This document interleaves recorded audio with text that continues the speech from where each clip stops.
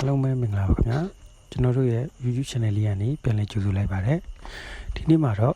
ဒေါ်လာ100နဲ့ကိုယ်ပိုင်လုပ်ငန်းစတင်မယ်$100 startup ဆိုတဲ့စာအုပ်လေးကိုအနည်းချုပ်ပြီးတင်ပြသွားမှာပဲဖြစ်ပါတယ်ကိုချတော့ပေါ်ကိုရက်ပြီးတော့လုပ်ငန်းရှင်ဒေသလေးဖြစ်လာစေဖို့လမ်းညွှန်ချက်နီတန်း9နာရီ5နာရီအလုပ်ကနေရုံထွက်ပြီးတော့ကိုယ်ပိုင်လုပ်ငန်းရှင်ဖြစ်လာဖို့ဆိုတာသင်ထင်ထားတဲ့ထက်အများကြီးပိုလွယ်ကူပါတယ်ခုခေတ်မှာကဘာတုံးကလူတော်များဟာအရှားသူစီမှာလုံးလို့ရတဲ့စီမင်းစည်းကနေအောက်ကနေရုံတက်ပြီးတော့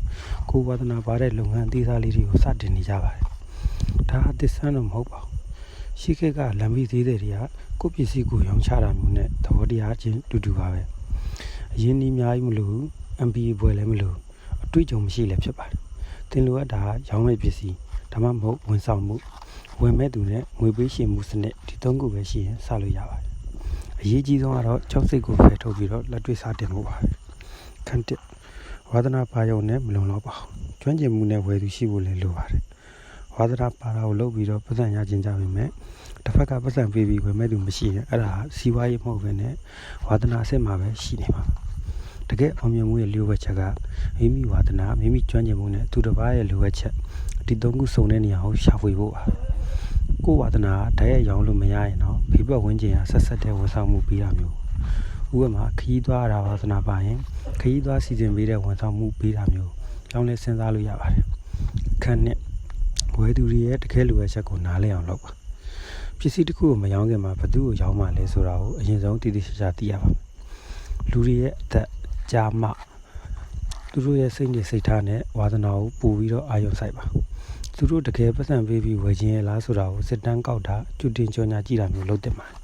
်တခါတလေမှာလူတွေဟာသူတို့ပါဇက်ကပြောတဲ့အရာတွေထက်သူတို့ရဲ့လက်တွေ့အပြုမှုကပုံမှန်တတ်တာကိုသတိထားရပါမယ်အခန်းသုံးဈေးကွက်ရှာဖွေရေးမှာတည်ထွင်ဖန်တီးမှုရှိပါစေပစ္စည်းရဲ့ဂုဏ်သတ္တိတွေကိုပဲကြော်ညာမနေဘဲနဲ့အဲ့ဒီပစ္စည်းရဝယ်သူကိုဘယ်လိုအခြေကျေးဇူးပေးနိုင်မလဲဆိုတာကိုအဓိကထားပြောပါဥပမာမြင်းစီးတာကိုရောင်းတာမဟုတ်ဘဲနဲ့လွတ်လပ်မှုကိုရောင်းတာမျိုးငွေကြီးကုန်ကြများတဲ့ကြော်ညာတွေထက်Australian လို့ခေါ်တဲ့ကိုယ်တိုင်အားစိုက်ထုတ်ပြီးတော့တီထွင်ဖန်တီးမှုရှိတဲ့နီလန်းတွေကိုသုံးပါတခါတလေမှာကိုပစ္စည်းကိုအခမဲ့ပေးကမ်းတာမျိုးကနေတစ်ဆင့်နာမည်ကျော်သွားပြီးတော့ဝယ်သူတွေအများကြီးပြန်ရလာတတ်ပါတယ်အခန်းလေးပစ္စည်းတစ်မိတ်ဆက်ရှင်စနစ်တကျပြင်ဆင်ပါပစ္စည်းတစ်ခုကိုရောင်းတော့မယ်ဆိုရင်ထုတ်ရှင်ကားကြီးတွေရုံမတင်ခင်ကလေးကကြော်ညာသလိုမျိုးလူတွေရင်ခုန်စိတ်လှုပ်ရှားနေအောင်ကြိုတင်လှုပ်ဆောင်ထား lunch လုပ်တဲ့နေ့မှာပဲဝယ်ရတာလွယ်ကူနေပါစေနောက်ပြီးတော့အချိန်ကန့်သတ်နဲ့ဈေးလျှော့ပေးတာမျိုးလို့ရှင်ဝယ်သူတွေကိုချက်ချင်းဆုံးဖြတ်ချက်ချလာအောင်တွန်းအားပေးရရောက်ပါတယ်။ခံငါ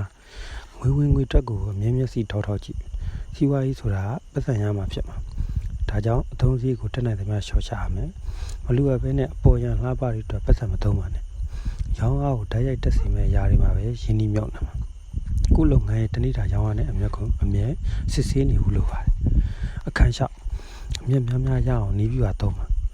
တခါတည်းရောင်းတာထက်ပုံမှန်ဝင်ငွေရမယ့်စနစ်ပေါ့လားစဉ်ကြီးနဲ့ဝန်ဆောင်မှုပေးတာမျိုးကလုပ်ငန်းပိုတည်ငြိမ်စေပါတယ်တန်ဖိုးပေါ်မူတည်ပြီးတော့ဈေးနှုန်းသတ်မှတ်ပါပစ္စည်းထုတ်လုပ်တဲ့ကုန်ကျစရိတ်ထက်ဝယ်သူရရှိမဲ့ကျိုးကျေးဇူးပေါ်မူတည်ပြီးတော့ဈေးနှုန်းသတ်မှတ်ပါရွေးချယ်စရာပေးပါဈေးနှုန်းတစ်မျိုးတည်းမဟုတ်ဘဲနဲ့အဆင့်လိုက်ခွဲခြားပေးထားရင်လူတွေကပိုကောင်းတဲ့အဆင့်ကိုပိုပေးပြီးတော့ဝယ်ရကြပါတယ်ခန်းခွန်းကိုဖြစ်ရှင်တဲ့ရွယ်စားထိပဲရှက်ထွန်းပါစီးပွားရေးလုပ်တိုင်းကြီးလုပ်ရမယ်လို့မဆိုလိုပါဘူးတယောက်တည်းလောက်ရတာပြောရင်တယောက်တည်းပဲဆက်လုပ်ပါတကယ်လို့ချက်ထွင်ခြင်းနဲ့ဆိုရင်တော့ရှိပြီးသားဝယ်သူတွေကိုဝန်ဆောင်မှုအသစ်တွေထပ်ရောင်းတာဒါမှမဟုတ်ဝယ်သူအသစ်တွေစီရောင်းပစ္စည်းမျိုးစားအသစ်ထုတ်တာဆိုပြီးတော့နီလန်းနှမျိုးရှိပါတယ်လိုရရင်တော့တခြားသူတွေကိုအလုပ်ခွဲပေးတာမျိုးလုပ်နိုင်ပါတယ်ခန်းရှစ်စီစဉ်တွေကိုရိုးရှင်းအောင်ထားပါလုပ်ငန်းစီစဉ်ဆိုတာတမျက်နှာစာထပ်ဖို့မရှိသင့်ပါဘူးဘာရောင်းမယ်ဘယ်သူကိုရောင်းမယ်ဘယ်လိုပတ်စံရမယ်ဆိုတာကိုပဲတူတူရှင်းရှင်းချရေးပါအစီအစဉ်တွေဆွဲနေရင်းနဲ့အချင်းကုန်မဲ့စာလက်တွေ့လှုပ်ဆောင်တာပိုရည်ကြီးပါတယ်။ရှားသူတွေရဲ့ဝေဖန်ကြံပြုချက်တွေထက်ကိုယ့်ရဲ့ဆုံးဖြတ်ချက်ကိုပဲယုံကြည်ပြီးတော့အကောင့်ထဲပေါ်ပါ။အနည်းချုပ်ကိုယ်ပိုင်လုပ်ငန်းစတင်ဖို့ဆိုတာတည်ထင်ထားသလောက်မခက်ခဲပါဘူး။ဝါသနာနဲ့ကျွမ်းကျင်မှုကိုပေါင်းစပ်ပြီးတော့ဝယ်သူတွေအတွက်တမိုးရှိတာတစ်ခုခုဖန်တီးပေးဖို့ပဲလိုပါတယ်။စီစဉ်တွေကိုရိုးရှင်းအောင်ထားပါ။လက်တွေ့ရရှင်းစလုပ်ပါ။ပြီးရင်တပြေးပြေးပြုပြင်ပြောင်းလဲသွားပါ။ဒေါ်လာ100နဲ့ကိုယ်ပိုင်လုပ်ငန်းစတင်မဲ့စာအုပ်လေးရဲ့အနည်းချုပ်ကတော့ဒီမှာပဲပြီးဆုံးသွားပြီဖြစ်ပါတယ်။အဆုံးထိနားဆင်မိတဲ့အတွက်အားလုံးကျေးဇူးတင်ပါတယ်။မင်္ဂလာရှိသောချိန်ကားလေးဖြစ်ပါသေးဗျ။